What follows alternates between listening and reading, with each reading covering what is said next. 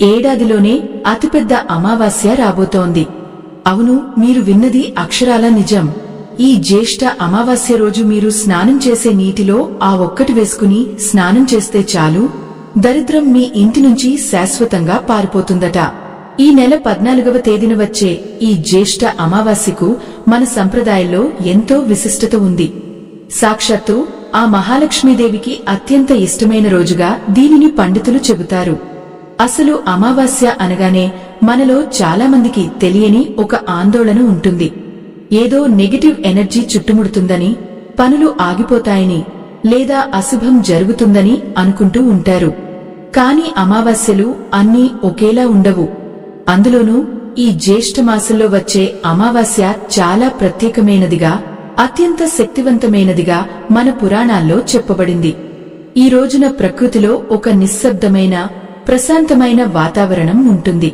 మనుషుల మానసిక స్థితి మీద, మన చుట్టూ ఉండే ఆరా మీద ఈ అమావాస్య ప్రభావం చాలా స్పష్టంగా కనిపిస్తుందని ఆధ్యాత్మిక విశ్లేషకులు చెబుతుంటారు.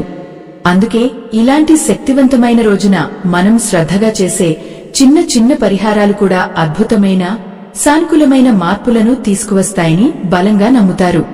ముఖ్యంగా మన దినచర్యలో ఎంతో సాధారణమైన విషయం స్నానం. కాని ఈ జ్యేష్ఠ అమావాస్య రోజున చేసే స్నానం మాత్రం ఒక అద్భుతమైన ఆధ్యాత్మిక ప్రక్రియగా మారుతుంది. మీరు ఎప్పుడైనా గమనించారా? కొన్నిసార్లు మనకు ఏ స్పష్టమైన కారణం లేకుండానే విపరీతమైన నీరసం, మానసిక అలసట వస్తూ ఉంటాయి. ఇంట్లో ఎప్పుడూ ఏదో ఒక చికాకు వాతావరణం ఉంటుంది.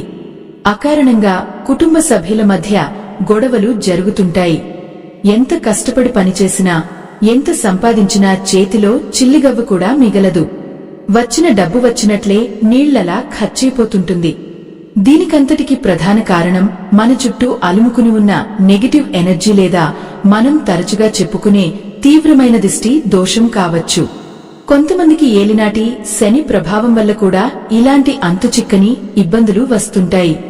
ఇలాంటి అష్టదరిద్రాలు మొత్తం తొలగిపోయి మన శరీరానికి మరియు మనస్సుకు ఒక సరికొత్త పాజిటివ్ ఎనర్జీ రావాలంటే ఈ జ్యేష్ఠ అమావాస్య రోజు మనం చేసే స్నానం చాలా కీలకం. ప్రాచీన కాలం నుండి మన భారతీయులు నీటికి ఎంతో ప్రాధాన్యత ఇచ్చారు. నీరు కేవలం దాహాన్ని తీర్చేది మాత్రమే కాదు, మన చుట్టూ ఉన్న ప్రాణశక్తిని గ్రహించే అద్భుతమైన మాధ్యమం. అందుకే పవిత్ర నదులలో స్నానం చేసినప్పుడు మనకు తెలియని ఒక ప్రశాంతత వస్తుంది. అయితే అందరూ నదుల వద్దకు వెళ్లి స్నానం చేయలేరు కాబట్టి మన ఇంట్లో మనం స్నానం చేసే నీటినే తీర్థంలా ఎలా మార్చుకోవాలో ఈ వీడియోలో మనం వివరంగా తెలుసుకుందాం. ఆ రోజు స్నానం చేసే నీటిలో ఏం వేసుకోవాలి అనే రహస్యాన్ని తెలుసుకునే ముందు ఈ జ్యేష్ఠ అమావాస్య నాడు ఆచరించాల్సిన మరో అత్యంత ముఖ్యమైన వ్రతం గురించి కూడా మనం మాట్లాడుకోవాలి. జ్యేష్ఠ బహుళ అమావాస్య రోజు మర్రి చెట్టు కింద ఉన్న సావిత్రి దేవతను పూజించాలని మన పురాణాలు చెబుతున్నాయి. దీనినే వటసావిత్రి వ్రతం అని పిలుస్తారు. అసలు మర్రి చెట్టుకే ఎందుకంత ప్రాధాన్యత ఇచ్చారు అన్నది మనం ఒకసారి ఆలోచిస్తే మన ప్రాచీన కాలపు ఋషుల ఆలోచన విధానం ఎంత గొప్పదో అర్థమవుతుంది. మర్రి చెట్టు వందల ఏళ్లపాటు బతుకుతుంది. దాని ఆడలు భూమిలోకి బలంగా వెళ్లి చెట్టుకు ఎంతో స్థిరత్వాన్ని ఇస్తాయి. అలాగే తమ మాంగల్యం కూడా మర్రి చెట్టులాగా కలకాలం పచ్చగా, బలంగా ఉండాలని స్త్రీలు కోరుకుంటారు. అంతేకాకుండా మర్రి చెట్టు ప్రాణవాయువును ఎక్కువగా ఇస్తుందని, ఆ చెట్టు నీడను గడిపితే శారీరకంగా, మానసికంగా అంతులేని ప్రశాంతత వస్తుందని పెద్దలు చెబుతారు. సాధారణంగా ఈ వటసావిత్రి వ్రతాన్ని చాలా ప్రాంతాల్లో పౌర్ణమి రోజున చేస్తూ ఉంటారు. అయితే ఆ పౌర్ణమి రోజున వ్రతం చేయడం వీలుపడనివారు ఈ జ్యేష్ఠ అమావాస్య రోజు చేస్తే అంతే మంచి ఫలితం దక్కుతుందని ఒక బలమైన విశ్వాసం మన సంప్రదాయంలో ఉంది. సావిత్రి తన భర్త సత్యవంతుడి ప్రాణాలను యమధర్మరాజు నుంచి ఎలా వెనక్కి తెచ్చుకుందో మనలో చాలా మందికి తెలిసిన కథే.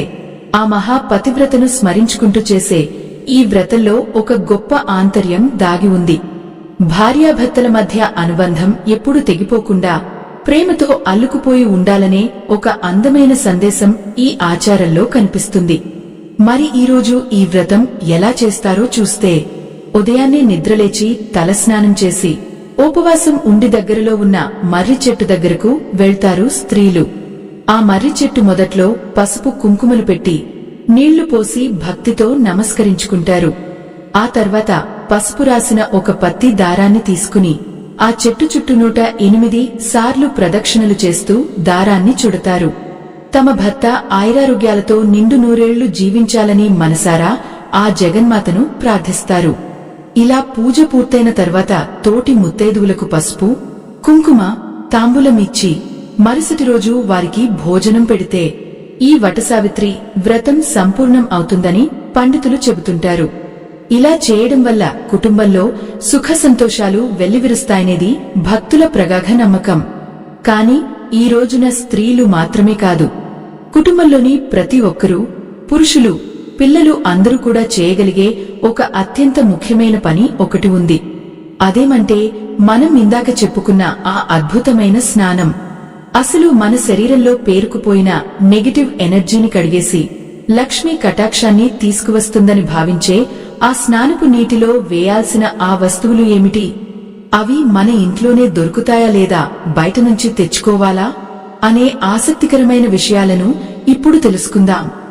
ఇందుకు మీరు బయట ఎక్కడికో వెళ్లి వేలకు వేలు ఖర్చు పెట్టి అరుదైన వస్తువులు తీసుకురావాల్సిన అవసరం ఏమాత్రం లేదు. మన వంటగదిలో ఉండే అత్యంత పవిత్రమైన, శక్తివంతమైన ఒకే ఒక వస్తువు చాలు. అదే రాళ్ల ఉప్పు. అవును, మీరు విన్నది నిజమే. ఈ రాళ్ల ఉప్పును సముద్రపు ఉప్పు అని కూడా పిలుస్తారు. మన పురాణాల ప్రకారం సముద్ర మథనం జరిగినప్పుడు సాక్షాత్తు ఆ మహాలక్ష్మీదేవి ఉద్భవించింది సముద్రం నుంచే అన్న విషయం మనందరికీ తెలిసిందే. అందుకే సముద్రపు ఉప్పులో లక్ష్మీదేవి కళ దాగి ఉంటుందని, ఆ ఉప్పు ఉన్నచోట దరిద్రం అనేది దరిచేరదని మన పెద్దలు తరతరాలుగా చెబుతూ వస్తున్నారు. స్నానం చేసే నీటిలో గుప్పెడు రాళ్ల ఉప్పు, దానికి తోడు చిటికెడు స్వచ్ఛమైన పసుపు వేసుకుని స్నానం చేయడం అనేది ఈ జ్యేష్ఠ అమావాస్య రోజు ఎంతో మేలు చేస్తుందని నమ్ముతారు. ఆధ్యాత్మికంగానే కాదు, నెగటివ్ ఎనర్జీని లాగేసుకునే అద్భుతమైన గుణం ఈ రాళ్ల ఉప్పుకు ఉందని ఒక బలమైన విశ్వాసం ఉంది. మన చుట్టూ ఉండే ఆరా అనేది ఎన్నో రకాల కంటికి కనిపించని చెడు దృష్టి వల్ల, మనం రోజు ఎదుర్కొనే ఒత్తిళ్ల వల్ల కలుషితం అవుతూ ఉంటుంది. జ్యేష్ఠ అమావాస్య లాంటి అత్యంత శక్తివంతమైన రోజున ఈ ఆరాను శుభ్రం చేసుకోవడం చాలా ముఖ్యం.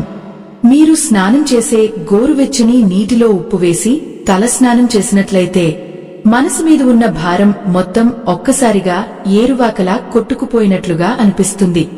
తలస్నానం వీలుకాని వారు కనీసం ఒంటికైనా ఈ నీటితో స్నానం చేస్తే శరీరంలో ఒక తెలియని నూతనోత్సాహం, మనసుకు చెప్పలేనంత ప్రశాంతత వస్తాయి. ఇలా చేయడం వల్ల ఇంట్లోని దరిద్ర బాధలు తొలగిపోయి సానుకూల వాతావరణం ఏర్పడుతుందని చెబుతారు. మీలో ఎంతమందికి ఇంట్లో చిన్నపిల్లలకు రాళ్ల ఉప్పుతో దిష్టి తీసే అలవాటు ఉంది? ఆ పద్ధతిని మీరు ఇప్పటికీ పాటిస్తున్నట్లయితే ఖచ్చితంగా కామెంట్స్ లో పంచుకోండి. ఎందుకంటే మన అమ్మమ్మల కాలం నుంచి ఉప్పుకు ఉన్న ఈ ప్రత్యేకత ఎంతో గొప్పది. అయితే ఈ స్నానం ఏ సమయంలో చేయాలి అనేది చాలా మందికి వచ్చే సాధారణ సందేహం.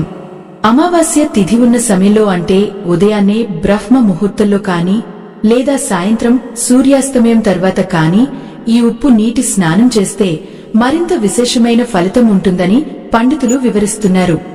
నీళ్లలో ఉప్పు వేసిన తర్వాత ఆ ఉప్పు నీటిలో కరుగుతున్నప్పుడు మనసులో ఒక సంకల్పం చెప్పుకోవాలి. నాకున్న ఆర్థిక కష్టాలు, నా కుటుంబం మీద ఉన్న దిష్టి దోషం, మానసిక ఆందోళనలు అన్నీ ఈ ఉప్పులాగే కరిగిపోవాలి అని మీ ఇష్టదేవాన్ని మనసారా స్మరించుకోవాలి. ఇలా ఒక స్వచ్ఛమైన నమ్మకంతో, ఆర్తితో చేస్తే ఆ భగవంతుడి ఆశీస్సులు తప్పకుండా లభిస్తాయని నమ్ముతారు. ఇది ఇలా ఉంటే కేవలం ఈ నీటితో స్నానం చేయడమే కాకుండా, స్నానం చేసిన తర్వాత మన ఇంట్లో మరొక ముఖ్యమైన పని చేయాల్సి ఉంటుంది. అమావాస్య రోజు సాయంత్రం శ్రీ మహావిష్ణువుకు సంబంధించిన ఏ పారాయణం చేస్తే ఏలినాటి శని ప్రభావం కూడా తగ్గుముఖం పడుతుందని మన ప్రాచీన గ్రంథాలు చెబుతున్నాయో తెలిస్తే మీరు నిజంగా ఆశ్చర్యపోతారు. హేమాద్రి అనే ధర్మశాస్త్ర గ్రంథంలో దీని గురించి ఒక అద్భుతమైన వివరణ ఉంది. ఈ హేమాద్రి గ్రంథం ప్రాచీన కాలంలో ఎంతో ప్రామాణికమైనదిగా పండితులు పరిగణిస్తారు. దీని ప్రకారం జ్యేష్ఠ బహుళ అమావాస్య రోజున పావళించి ఉన్న శ్రీ మహావిష్ణువు చిత్రపటానికి అంటే శేషతల్పం మీద విశ్రమిస్తున్న స్వామివారి రూపానికి పూజ చేయడం అత్యంత శ్రేష్టమని చెబుతారు. ఆ పరంధాముడు లోకరక్షకుడు. ఆయన ప్రశాంతంగా శయనించి ఉన్న రూపాన్ని చూస్తేనే మన మనసులోని అలజడులన్నీ దానంతటా అవే సద్దుమణుగుతాయి.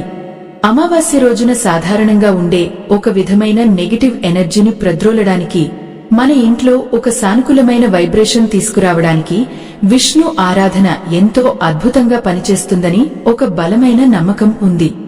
ఈ రోజున ఉదయం ఇందాక మనం చెప్పుకున్నట్లుగా ఉప్పు నీటితో స్నానం చేసిన తర్వాత పూజా మందిరాన్ని శుభ్రం చేసుకుని స్వామివారి పటానికి గంధం, కుంకుమ బొట్లు పెట్టి పసుపు రంగు పూలతో అలంకరించుకోవాలి.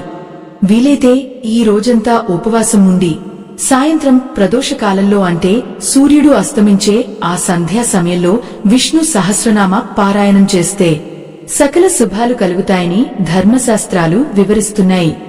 విష్ణు సహస్రనామం అనగానే చాలా మందికి చదవడం రాదేమో అని ఒక సందేహం రావచ్చు.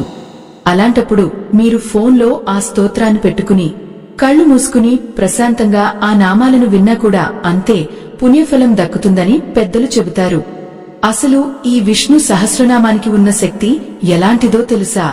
మహాభారతంలో భీష్మ పితామహుడు అంపశయ్య మీద ఉన్నప్పుడు ధర్మరాజుకు ఉపదేశించిన అద్భుతమైన మంత్రాల కలయిక ఇది. ఆ 1000 నామాలను ఉచ్చరిస్తున్నప్పుడు మన చుట్టూ ఒక రక్షణ కవచం ఏర్పడుతుందని, ఏలినాటి శని లాంటి గ్రహదోషాల వల్ల వచ్చే మానసిక ఒత్తిళ్లు, కష్టాలను ఈ పారాయణం వల్ల సులభంగా ఎదుర్కొనే మనోబలం వస్తుందని ఆధ్యాత్మికవేత్తలు చెబుతుంటారు. ఎక్కడైతే సాక్షాత్తు ఆ శ్రీహరి నామస్మరణ జరుగుతుందో అక్కడ ఆయన దేవేరి అయిన ఆ మహాలక్ష్మీదేవి ఎంతో సంతోషంగా స్థిరనివాసం ఉంటుందనేది మనందరికీ తెలిసిన విషయమే. కాబట్టి ఈ చిన్న పని మన ఇంట్లో సిరిసంపదలను పెంచడానికి ఒక చక్కని మార్గంగా భావిస్తారు. ఇలా స్వామివారిని ఆరాధించిన తర్వాత ఆకలితో ఉన్న ఏ జీవికైనా కొంత ఆహారం పెడితే ఆ ఫలితం మరింత పెరుగుతుందని ఒక విశ్వాసం ఉంది. అయితే ఇదంతా చేస్తున్నప్పుడు మనం ముఖ్యంగా గుర్తుపెట్టుకోవాల్సిన ఒక చిన్న విషయం ఉంది. దేవుడికి పూజ చేశాం కదా, ఉప్పు నీటితో స్నానం చేశాం కదా, ఇంకా అంతా అయిపోయిందిలే అని వదిలేయకుండా మనసును స్వచ్ఛంగా ఉంచుకోవడం కూడా అంతే ముఖ్యం. మన ఆలోచనలు, మనం ఇతరులతో మాట్లాడే విధానం కూడా మన ఇంట్లోని అదృష్టాన్ని నిర్ణయిస్తాయి. ఇక్కడ మరో ఆసక్తికరమైన విషయం ఏంటంటే, ఈ అమావాస్య రోజున దీపారాధన చేయడానికి ఒక ప్రత్యేకమైన విధానం ఉంది. ఆ దీపాన్ని ఏ నూనెతో వెలిగిస్తే మన కష్టాలు మరింత త్వరగా తీరుతాయని నమ్ముతారో దానికి సంబంధించిన వివరాలు కూడా మనం తప్పక తెలుసుకోవాలి. సాధారణంగా మనం రోజూ దేవుడి దగ్గర పూజ చేసేటప్పుడు ఆవు నెయ్యితో కాని లేదా పూజా నూనెలతో కాని దీపం వెలిగిస్తూ ఉంటాం. కాని అమావాస్య తిథికి ఒక ప్రత్యేకత ఉంది. ఈ రోజున స్వచ్ఛమైన నువ్వుల నూనెతో దీపారాధన చేయడం ఎంతో విశేషంగా చెబుతారు మన పెద్దలు. నువ్వుల నూనెకు మన భారతీయ సంప్రదాయంలో చాలా గొప్ప స్థానం ఉంది. పురాణాల ప్రకారం చూస్తే నువ్వులు సాక్షాత్తు ఆ శ్రీ మహావిష్ణువు నుంచి ఉద్భవించాయని ఒక విశ్వాసం ఉంది. అందుకే నువ్వులకు ఏ విధమైన అపవిత్రత అంటదు. ముఖ్యంగా మన ఇంటికి పట్టిన దరిద్రాన్ని ప్రద్రోలడానికి, మన చుట్టూ తెలియకుండా ఉండే నెగటివ్ శక్తులను ఆకర్షించి నిర్వీర్యం చేయడానికి నువ్వుల నూనె దీపానికి ఉన్న శక్తి ఎంతో గొప్పదని ఆధ్యాత్మిక పండితులు చెబుతుంటారు. మీరు ఉదయం మనం చెప్పుకున్నట్లుగా ఉప్పు నీటి స్నానం చేసిన తర్వాత పూజా మందిరంలో దేవుడి ముందు మట్టి ప్రమదలలో నువ్వుల నూనె వేసి 2 దీపాలు వెలిగించండి. వీలైతే ఆ నూనెలో ఒక చిన్న పచ్చ కర్పూరం బిళ్లను నలిపివేయండి. పచ్చ కర్పూరం సువాసన అంటే మహాలక్ష్మీదేవికి ఎంత ఇష్టమో మనందరికీ తెలుసు. ఆ సుగంధం ఇల్లంతా వ్యాపించినప్పుడు ఇంట్లో ఉన్న చికాకులు, మానసిక ఒత్తిళ్లు అన్నీ ఒక్కసారిగా మాయమైపోయి ఒక స్వచ్ఛమైన ప్రశాంతత అలుముకుంటుంది. కనీసం ఆ దీపం వెలుగుతున్నంతసేపు మనసులో ఏ విధమైన చెడు ఆలోచనలకు తావు ఉండదు.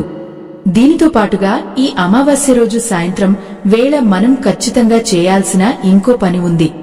అదే సింహద్వారం దగ్గర దీపం వెలిగించడం. అమావాస్య అనగానే దట్టమైన చీకటి. ఆ చీకటిని పరద్రోలి మన జీవితంలోకి వెలుగును ఆహ్వానించడమే మన సంప్రదాయం. సూర్యాస్తమయం అయిన తర్వాత చీకటి పడే సమయానికి మీ ఇంటి ప్రధాన గుమ్మం బయట రెండు వైపులా 2 మట్టి ప్రమాదలలో నువ్వుల నూనెతో దీపాలు వెలిగించి పెట్టండి.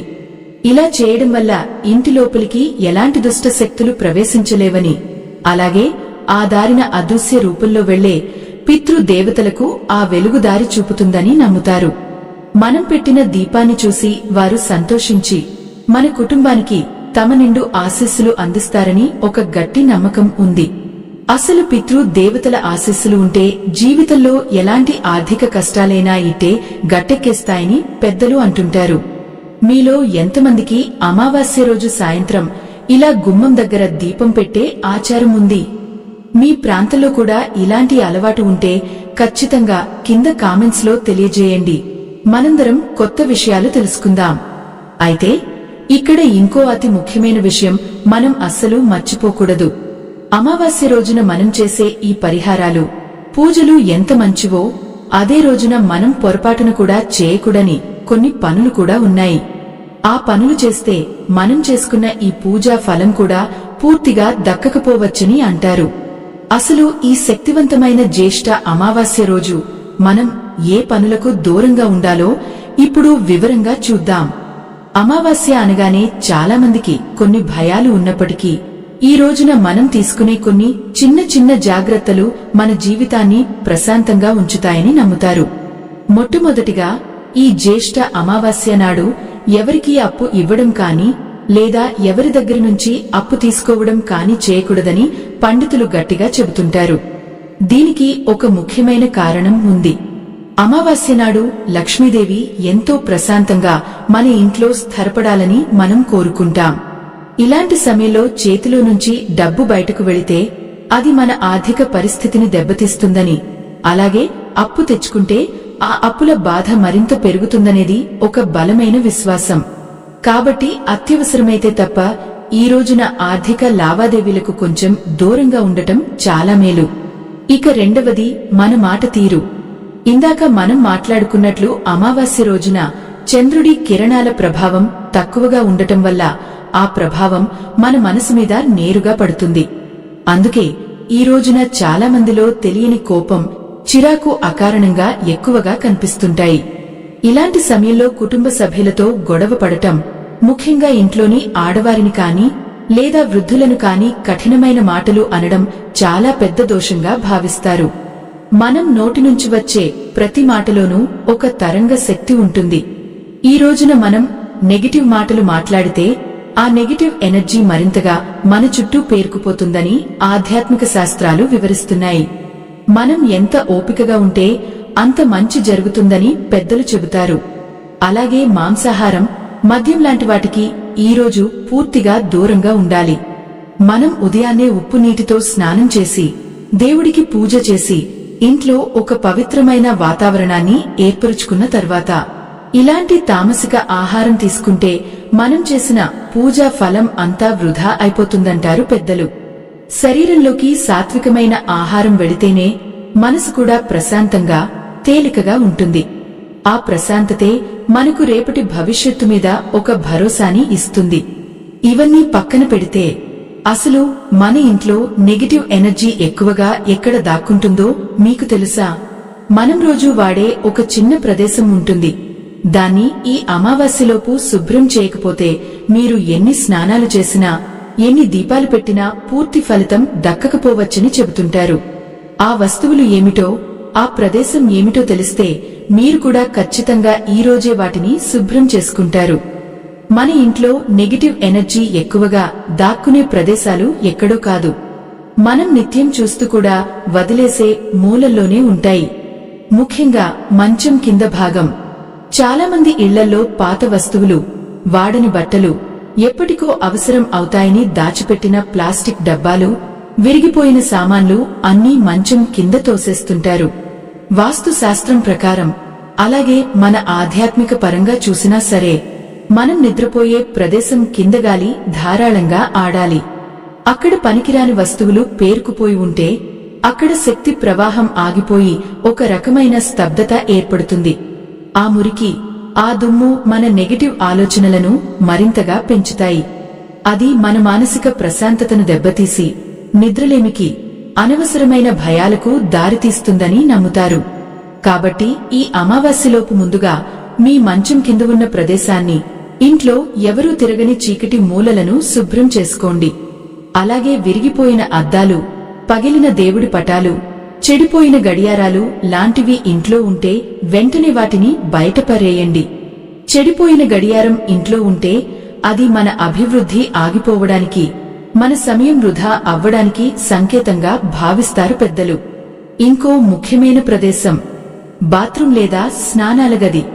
మనం మన శరీరంలోని మురికిని, అలసటను వదిలించుకునే ప్రదేశం అది. అక్కడ ఎప్పుడూ నీరు నిలిచిపోకుండా, నాచు పట్టకుండా చాలా శుభ్రంగా ఉంచుకోవాలి. ఎందుకంటే మనం ఉప్పు నీటితో స్నానం చేసి ఆ నెగటివ్ ఎనర్జీని వదిలించుకున్నప్పుడు ఆ నీరు బయటకు వెళ్లే దారి కూడా శుభ్రంగా ఉండాలి కదా.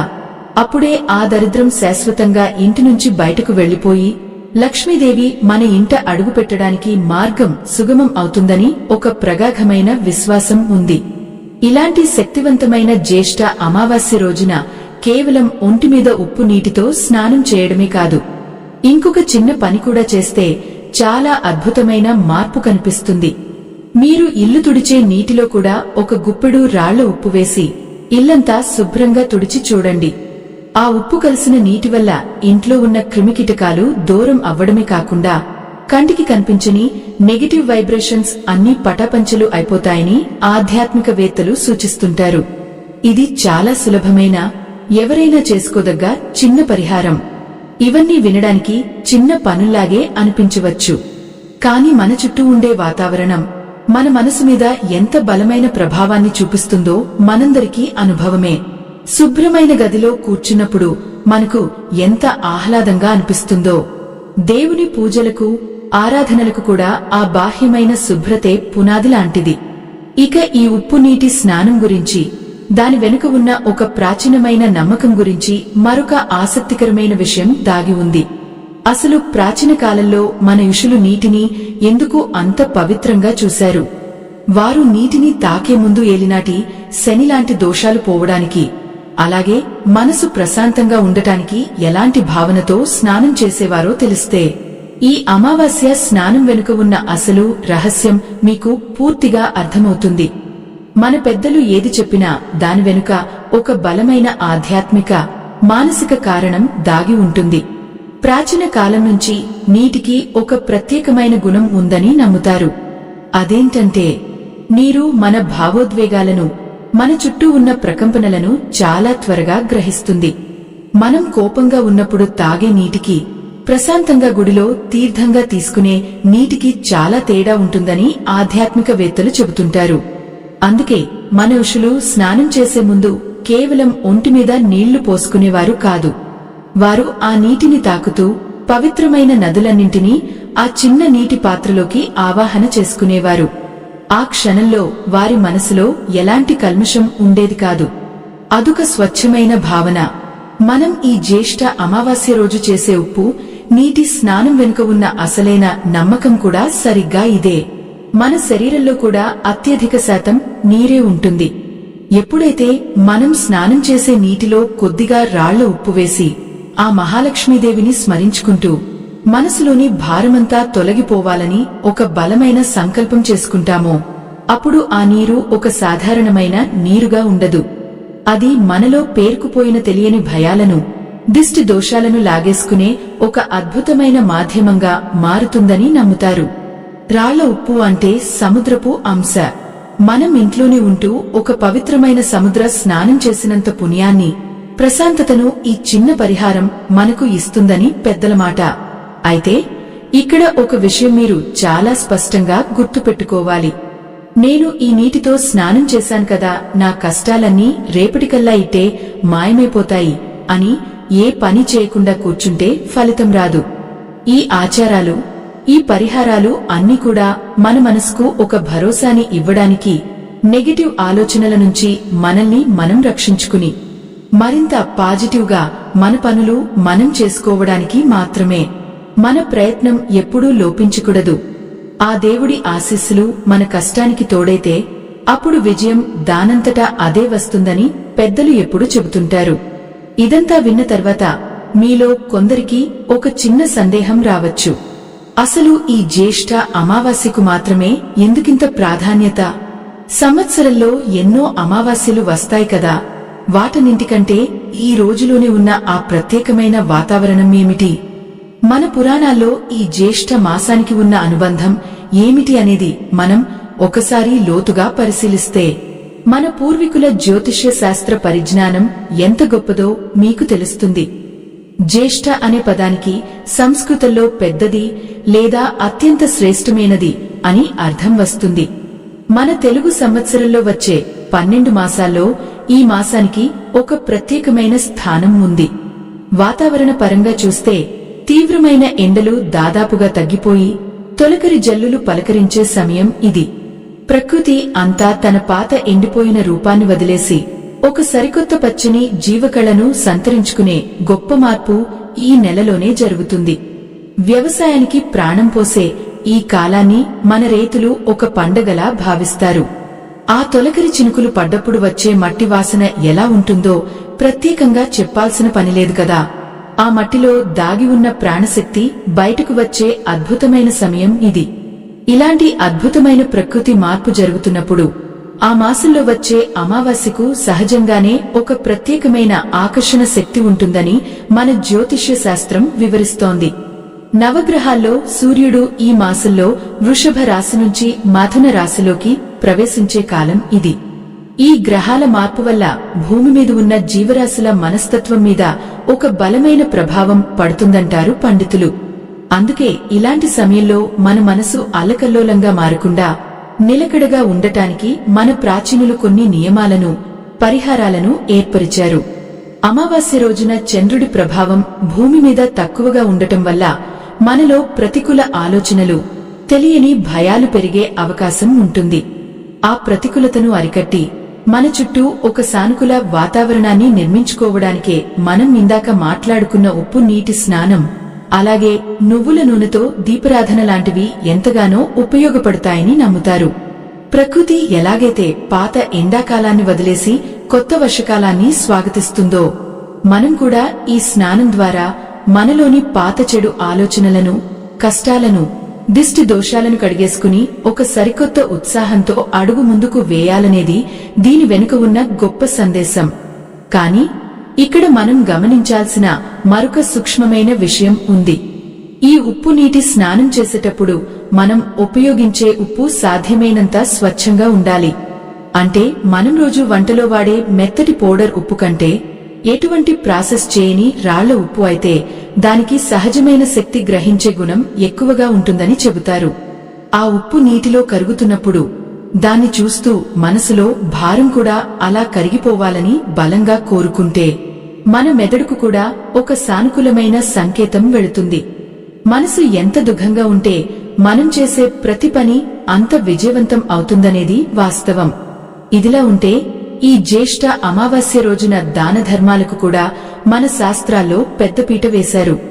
అసలు ఏ వస్తువులను దానం చేస్తే మనకు పితృ దేవతల ఆశీస్సులు మెండుగా దొరుకుతాయి, ఏ దానం చేయడం వల్ల దరిద్రం మన ఇంటి దరిదాపుల్లోకి రాకుండా ఉంటుందో తెలుసుకోవడం కూడా ఎంతో అవసరం.